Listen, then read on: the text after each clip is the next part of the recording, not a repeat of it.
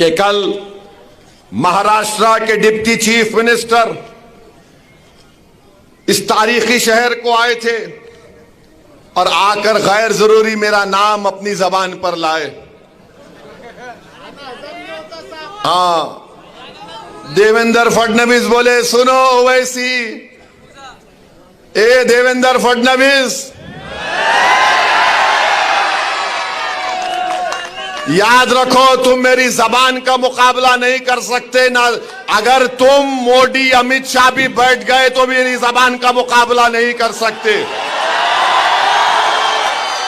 इन्हों क्या बोले,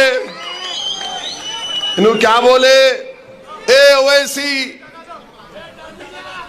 वो क्या बोले, ये वोट जिहाद, धर्म युद्ध। हम इलेक्शन कमीशन ऑफ इंडिया से पूछना चाहते हैं, क्या ये जबान इलेक्शन के कानून के ताबे है या उसके खिलाफ है? इलेक्शन कमीशन ऑफ इंडिया जवाब दो। ये महाराष्ट्र के चीफ इलेक्टरल ऑफिसर से हम पूछना चाह रहे हैं, मेरा नाम लेकर जिहाद का नाम लिया जा रहा है, धर्म युद्ध का नाम लिया जा रहा है, क्या ये इलेक्शन कानून के खिलाफ नहीं है? क्या ये मॉडल कोड ऑफ कंडक्ट के खिलाफ नहीं है?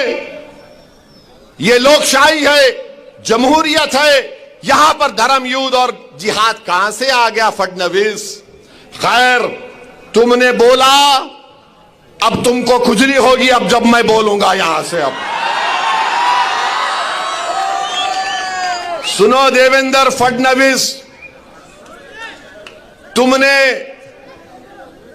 कई एमएलएस को खरीद लिया, चोरी कर ली, तो तुमको क्या बोला जाए, डाकू बोला जाए या चोर बोला जाए?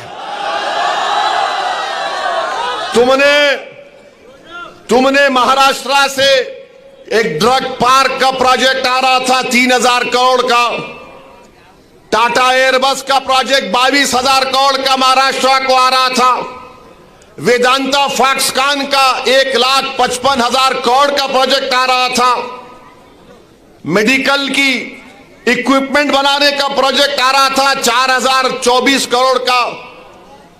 अरे देवेंद्र फडणवीस, तेरे को इतनी हिम्मत नहीं हुई, तू रोक दिया उसको, गुजरात कहीं को जाने दिया रे? हाँ, 1,80,000 करोड़ का प्रोजेक्ट महाराष्ट्र को नहीं आया, गुजरात को चले गया। क्यों? तुम तुम्हारे पप्पा जी से डर गए थे मोदी के। ये फिर आप देखो, और हम बताना चाह रहे हैं, फडणवीस ये समझते हैं क्योंकि वो फडणवीस हैं तो असदुद्दीन ओवैसी को दबा सकेंगे, क्योंकि वो फडणवीस हैं तो ये चाहते हैं कि लोग उनके पैरों के पास बैठ जाएं। वो फडणवीस हैं तो ये समझते हैं कि वो मुझे जिहाद या धर्म युद्ध के नाम से पुकारेंगे। वो फडणवीस हैं तो समझते हैं कि मैं असदुद्दीन ओवैसी को नीचे गिराऊंगा। अरे देवेंद्र फडणवीस, तुम जिस चीज को लाना चाहते ना औरंगाबाद में, वो चीज कभी नहीं आएगी इंशाअल्लाह ताला। मैं लिख के रख रहा हूं, वो इसलिए नहीं आएगी फडणवीस क्योंकि बाबा साहेब अंबेडकर ने जो संविधान बनाया उसमें फडणवीस भी बराबर है, ओवैसी भी बराबर है, कोई ऊपर कोई नीचे नहीं है।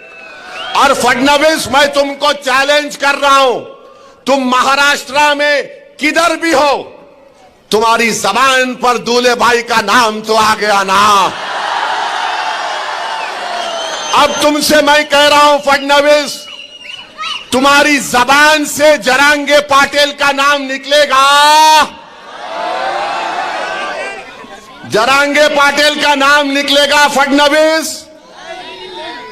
तुम्हारी जबान लड़खड़ा जाएगी जरांगे पाटिल का नाम लेने से। बोलो, हिम्मत है तो बोलो फडणवीस, जरांगे पाटिल बोलो। तुम नहीं बोलेंगे? बोलेंगे नहीं, ओवैसी बोल सकता हूं, दूल्हे भाई है, मेरे भाईजान है, बोलूंगा। अब भाईजान किसको बोलते मालूम, लाइटर वेन में, मगर जरांगे पाटिल का नाम नहीं लेंगे फडणवीस। तुम फडणवीस बोलो, जरांगे पाटिल, नहीं बोल सकेंगे। डर नहीं लगता, कच्ची हो जा रही पूरों की। और देवेंद्र फडणवीस, तुम बार बार जिहाद जिहाद बोलते।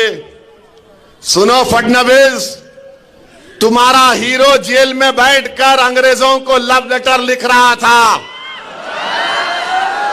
हमारे उलमाए किराम माल्टा की जेल में और जेल के मैदान में मौलाना हुसैन अहमद मदनी, मौलाना महमूद उल हसन अंग्रेजों के सामने झुके नहीं, सीना तान कर खड़े हो गए।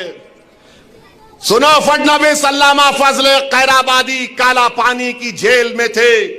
अल्लामा फजल कैराबादी ने अंग्रेजों से कोई सौदा नहीं किया। सुनो फडणवीस, 1820 के बाद इस मुल्क की आजादी की लड़ाई में सबसे पहला फतवा किसने दिया? हमारे मदरसों के जिम्मेदारों ने दिया, जिहाद का फतवा दिया। फडणवीस, जब तुम्हारे बुजुर्ग नहीं थे, अंग्रेजों से लड़ने का तरीका हमने देश को सिखाया। हमने बताया कैसे अंग्रेजों को भगाया जा सकता है।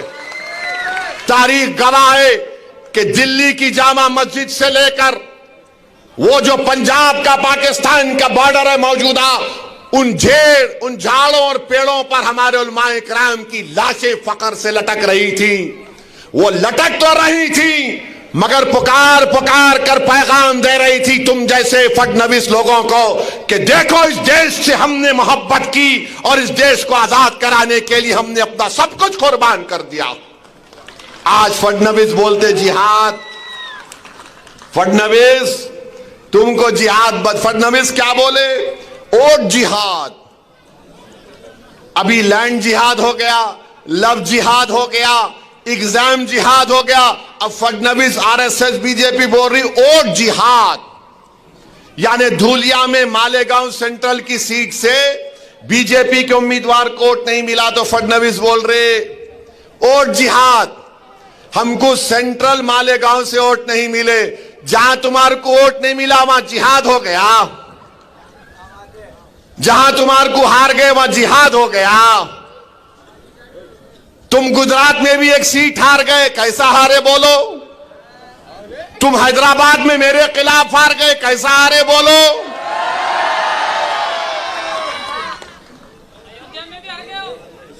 अयोध्या में भी हार गए। अम्मा, अब नहीं बोलता, इससे आगे मैं। बोलो फडणवीस, कैसा हारे? मोदी की मेजॉरिटी कितनी कम हो गई? बहुत कम हो गई मोदी की। कुछ भी अच्छा नहीं बना रहे उन्होंने। AHA न्यूज को लाइक करें, शेयर करें और सब्सक्राइब करना ना भूलें।